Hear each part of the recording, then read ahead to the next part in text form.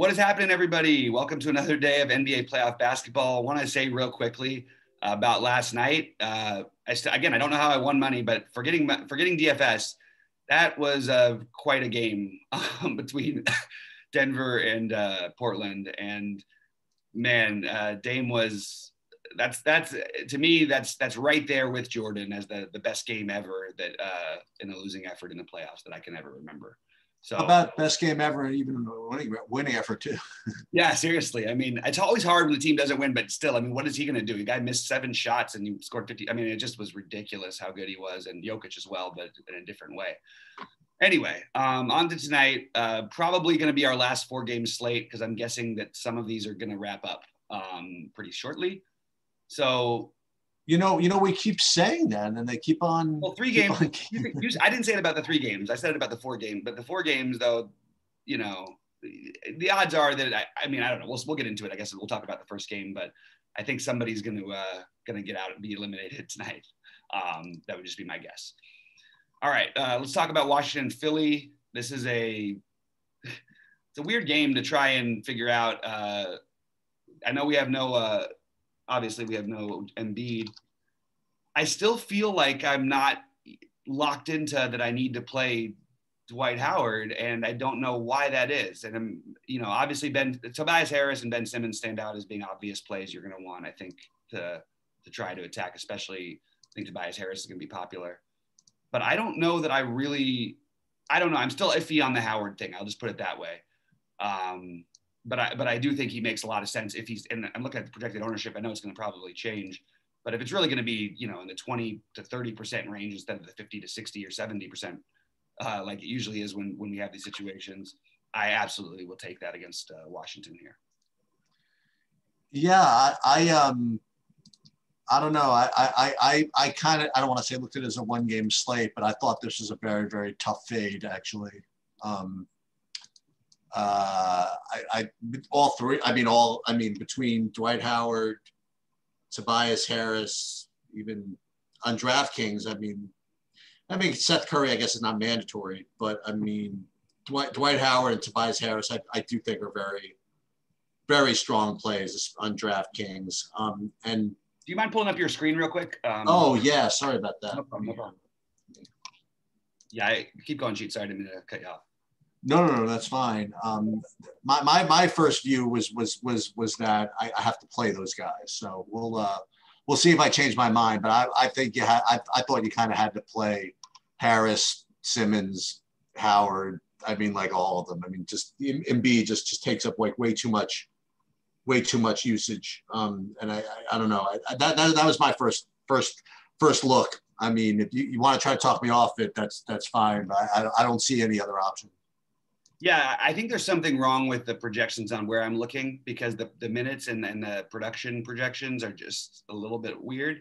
And I don't think Philadelphia is really going to play 17 guys like they're projecting to right now. No. Doesn't make sense why they would. So okay, so Ben Simmons and Harris are going to be off the bat. It seem like virtual locks for me. I think that Seth Curry even you could throw into the mix because of is a reasonable price. And then you get the Dwight Howard conversation going. It is weird to think of because Washington doesn't have any standout bigs in general, but they do play a big man all the time and they play 3 different bigs. I think Howard is going to play minutes here. It doesn't seem like they're going to go to Mike Scott for the whole thing. I do think Mike Scott could be in your mix because he might get run and he can always, make a few shots or something against a team like Washington, but not all that exciting. But when you're starved for value, I'm just considering him as maybe a pivot off Howard. I do think you're right about potential. I think that Howard probably is not, I don't want to say a lock, but I think he's a really strong play. And Mike Scott and George Hill are the 2 that you can use for the extreme value that I think have the upside to get there. So those are 2 not exciting value plays that are in the same game. What about the Washington side? My favorite plays over there on the value side too. I mean, are Gafford and Rui. I mean, on DraftKings, those are my favorites. But I will say that I do regard Westbrook as the best spend up, if that means anything. I mean, today I view him better spend up than Luka. I view him as a better spend up than Kawhi. Different prices, but whatever. But I do think that with the presence of that value today, you could play Westbrook, without it affecting your lineups, too much. Right. I did think about George Hill quite a bit, actually. I don't know. I don't think I'm going to end up doing it. So for me, it's Gafford, Rui, and Westbrook, I guess. Yeah, I agree with those guys. I'll throw a couple more into the mix for value that I'm considering. I don't think I'm going to end up all over it, but Neto. These are not the most exciting names, but there is value. I mean, I like Rui. I also prefer Westbrook. I don't think it's the wrong thing to do to go to be a slightly lowish ownership, I should say. But I'm not excited by it. I think it's probably going to be Westbrook with Harris, Simmons, probably Howard on the other side. Westbrook and Rui with those guys. I like the Daniel Gafford idea. It's starting to get at a price point where it's kind of nerve-wracking because they will play the other centers, and I don't feel like he's any locked to get 25 fantasy points. No. He's definitely on my list. I think that there's a really good pivot though if you want to take the shot with Robin Lopez at 3.1. Yeah. Look, it's just another value play. He played 19 minutes in the last game without Embiid, played really well, put up 26 fantasy points. Look, we want value. These guys are all on my list right now, but it's hard for me to rank them at the moment because I would like to get better projections because I just don't see these minutes being as spread out as they're currently being projected. But this is the game I think that you want to target in general. Yeah. All right, Atlanta and New York, your game you're going to. What are we doing? Yeah, I don't have them. I don't really have too much in this actually. I guess Randall on the Knicks. We're talking about DraftKings for a second. I guess Randall's okay, but nobody really else is doing it for me honestly on either side. And I know it's kind of sacrilege to go to the game and not, have action on the guys you're seeing, but got to keep it real. I don't, this is actually the least exposed game I think I might have. Just nothing really stands out for me. I guess, like I said, Randall would be the best play, and he's down to 9K now, so that makes sense. And I guess Trey would be the best play on Atlanta, but nothing really stands out for me actually. Yeah, I like Randall. Randall's been really bad, and partly he dominated this team during the regular season, so everybody was ready for him to go crazy and stuff. But there was a game. I think there was at least one of those games didn't have Capella. There's a lot of things that play differently in the postseason. I am gonna have a hard time. Like the thing with Randall is I think that this is the home. You get the home game you need to win. I do think they ride him and Rose. So those are the guys I've got, but I just mentioned 3 guys to spend up on in the game that I like a little bit better in the previous game. But maybe if you wanted to skip Westbrook and play, play. I mean, obviously very different prices, but in terms of spend ups, I do think Randall is a strong play, and I think Derrick Rose is still completely reasonable at 7,300, and that's pretty much the majority of my interest on the Knicks side. I don't really think I'm going to get to anything on the Hawks side. The one guy who I'm considering is DeAndre Hunter. I know he hasn't been productive wise great in this postseason, but at 4,600 should be on the court for 32 to 36 minutes. It's kind of interesting for me there. And then I'm just mentioning guys because you got to try and get different on these things. I think Danilo is a really, really good large field tournament play. We've seen it already in this series. He can shoot himself into a good game, put up 30 in the last game. I don't love him for the stuff I'm probably going to be playing in, but I think he's a good large field tournament play. But overall, I prefer Hunter. This is probably the least interesting game. Probably the game I want to watch the most, other than the Dallas and the Clippers. They're both pretty close for me. But I'm not just DFS wise. It's hard for me to get to any of these guys here. I'll tell you that Memphis Utah game. I'll tell you this Jaws almost becoming must-see TV nowadays. Yeah, he's been. He's kind of fun to watch, and as we kind of transition into that game, I guess, you don't watch these guys in the regular season like some of these teams. Like Utah, you don't really get to see all that much. But dude, Gobert is good. I mean, like he knows what he does, and he does what he does really, really well. He runs the pick and roll like perfectly. He dunks the ball. He blocks shots. He gets rebounds. He's smart out there. I mean, he's awesome. Just figured I would just announce that. As far as this game goes, I guess the problem is my two favorite plays in this game are from that center position, which is annoying because, well, annoying. I mean, look, you want to pivot off Dwight Howard, that's one way to do it, right? Mm-hmm. Play Valanciunas, for example. Play Gobert, for example. Then you fade Gafford too. It's whatever. You pay up for center. That'll be different. It's kind of would be ignorant for me to say don't play Ja, right? I mean, he's just, he's a tournament play every day. And the guy who I played in the last game, who despite the fact that he shot poorly, just still kind of got there, was Jaren Jackson. They're leaving him out on the court, and at 5,500, I think he's 5,600. I definitely think that he's in play.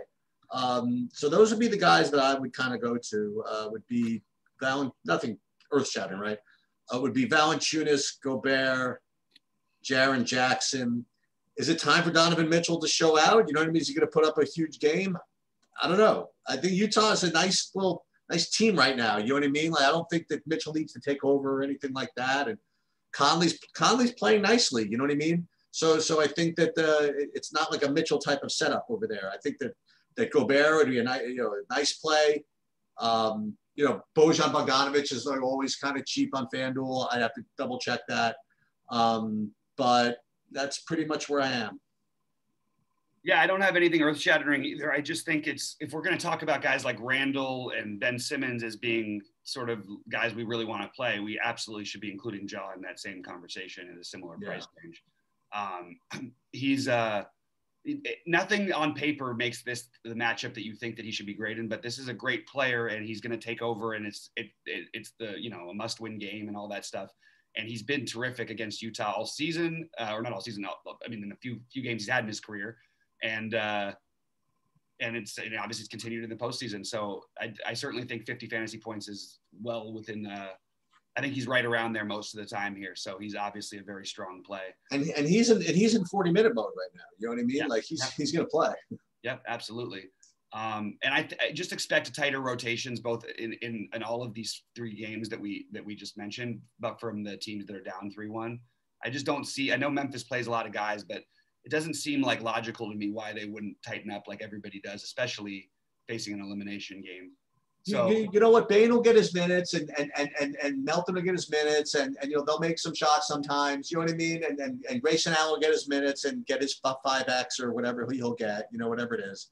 But it's Brooks gets hot, he'll keep shooting more, but it's the Ja Joval show. It just is, and I do think Jaren Jackson could be the other one. Yeah, I like Jaren Jackson too. I don't think I'm going to get to any Joval. I actually think that it would be a mistake to play him, and I think he's going to be owned quite a bit. I think on FanDuel it's kind of you have a much better excuse to play him, but it's not coming close to getting there in this series. You know what's interesting, by the way, about Ja? Ja, he don't give an F. I mean, like Rudy Gobert's like sitting there waiting for him at the rim. He just goes right into his face. You know what I mean? Like, it doesn't always work out so well, but he's not afraid of anything. I mean, he go right up into everybody. He's tough. Yep. See, I think there's a good argument for Grayson Allen here. Okay. I think that his minutes are trending in the right direction. I think he ends up on the court. They want that extra shooter in this game, is my guess. So I think those 25 or 24 minutes that people think he's going to play could turn into 30. You might see some cut from Melton and Bane. You'll get to some of those guys, but I just sort of think that Grayson Allen is a guy I've got on my list for value that I think is kind of interesting. So on the Utah side, I just don't. I totally get it with Mitchell. We just named all these other guys that really need to carry their whole team, and Donovan Mitchell doesn't quite need to. I mean, having said that, he was 8 for 22 in the last game, and he put up 49 fantasy points. Yep. Yep. They're all. I mean, the more I look at this slate, and as much as I hate to do it, even if Westbrook gets like 65, I think that he still may not be on the optimal team because the value is a little bit questionable, and because these 8K guys are just really, really strong plays. So I would include Mitchell in that conversation. And it is a closeout game, and I would imagine they want to put their last season behind them and forget about what, losing that series to Denver. And I think that he does show up tonight. So I do like Donovan Mitchell a lot. Mitchell and Ja are the two guys from this game, mainly with a little Grayson Allen value. So the Clipper game, I don't think I want to chase. I don't say chase. Maybe, I don't know. But Batum is good at 4,300. I'm just going in order of just doing value stuff. Batum's okay at 4,300.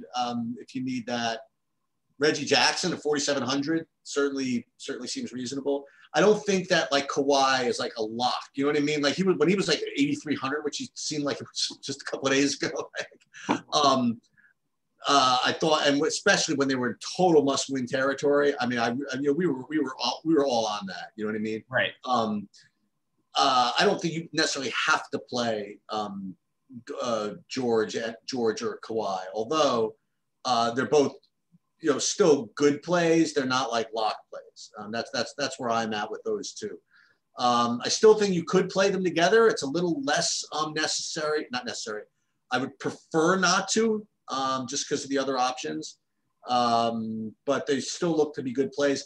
Marcus Morris still rates to be that play that I worry about. About whether him, Batum. He won't shoot the ball. What's that? He won't shoot the ball. It's crazy. That's what I mean. So, I mean, he's going to rate as a good value. I don't know if I'm going to do that. That's pretty much where I am with the Clippers side. And with Dallas, I mean, I guess Luka's hurt, man. I don't know. I don't know what's going on with that. I'm not really I don't know if I'm doing anything on Dallas. What do you think about that? I'm sort of like leaning that way myself a little bit. Yeah. Like it's weird. I do think Maxi Kleber for value is totally reasonable. I mean, look, the guy that he doesn't need to do much on the court. I mean, he played 32 minutes last game. And he didn't, he took 3 shots and he didn't make any of them and only had put up 11 fantasy points. So fine, people want to not play him for value anymore. 4.3 is still completely reasonable. It's for him to put up 25 fantasy points. So he's on my list of guys. I think there's an interesting Jalen Brunson argument here. If we really do believe that Luka's limited, and I think he is hurt, I don't know that it's going to matter. In a funny way, I almost feel like Luka's going to just try to take over even more. I don't want to go through this whole thing. And I think Luka and Westbrook is closer tonight than most people probably would think. And okay. I think they're actually really, really close. But because I'm stacking up the other game anyway on the Philly side, it's hard not to want to naturally play Westbrook on the other side of it. But Kawhi, and then on the Clipper side, I would go with I think Paul George is just about as good a play as maybe every bit as good a play as Kawhi is here. I think he still falls a little bit behind the other guys, and partly they're just cheaper. Ben Simmons, and Ben Simmons has to do more. But at the same time, it feels weird because Paul George is going to score 45 fantasy points plus, like I would say probably 70% of the time here. And this is a huge game, obviously. So they're interesting. It's just you can't spend for everybody. So I'm right now putting like I have Kawhi. Kawhi is like I don't know. Kawhi and Paul George is really close. I think I would go Paul George personally. Just I think you'll get similar ownership, but I'll take a little discount just because you're going there. Overall, though, I think I prefer the Philly guys, and I think I prefer potentially taking Ja and Randall over these guys. But it's really close, and it feels uncomfortable even to say it out loud. It's interesting how spread out the ownership will be on a 4-game slate in the playoffs because they really are. There's a lot of legitimate plays here, and I think it's going to be more spread out unless something else happens before the end of the day than we think. So Yeah, I do think just you want to make the core getting exposure to that first game, but the guys who stand out from the other ones, Randall, Ja, Paul George for me, and Kawhi. And then if he really does end up unowned, I think playing Luka, even if he's banged up, they want to win this series. You know what I mean? It's he still doesn't have a playoff series win, so I think he's completely right there with Westbrook. What's the score? Is that 2-2 now? Yeah, we're at 2-2. And definitely Luka's that looks limited. And look, he's been so bad in the series for fantasy wise, especially. But I wouldn't mind taking a shot on Kristaps as a little bit of a discount. I think he'll be popular on FanDuel at 66, where you need the power forward, but it doesn't feel great. You know what I mean? Like there's just other guys who feel so much better, or in so much better spots that are just a little bit more expensive. I originally thought I would try and target this Dallas Clipper game. But I think it's going to end up being more Washington and Philly for me, with Harris and Simmons being my main priorities. And I really think that they both put up monster games here against. You're going to see, by the way, when when your projections update, that Howard is going to project for more minutes than he is right now. Yeah, I think there's a mistake. I think it's just a mistake. Well, I'm looking at other places. You know what I mean? Everybody else has them at like 30 fantasy points, and the one place has them at 22 or something. It doesn't make any sense. Yeah, I totally am with you. I agree 100%. All right. Any final words? Oh, don't forget about Rui, by the way. This is it's weird. Might feel like chasey to people. No, he was my favorite play from that game, from that whole side. Yeah, I mean, I know he just put up 45 in the last game, and that probably won't happen again. You can give him the boost because I do. He mentioned something afterwards about how the fans he loves playing in front of the fans and all that stuff. There, he's always played better at home in his brief career, but it's certainly going to be I don't know. There's a lot of guys on this slate that sort of rate to be similar, in the 4K ranges. So it's gonna, we'll do some Q&As and stuff later on when I do the live stuff.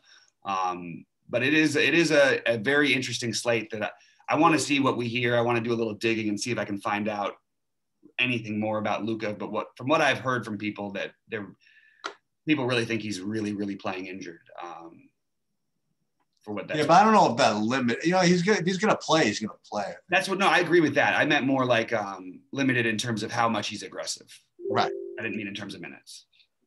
I totally agree. He'll play. If he plays, he plays. Which I assume he's going to play. But anyway, it should be a fun slate. We got some golf stuff to get to. So we're going to get out of here. Guys, good luck, and we will see you at the top of leaderboards.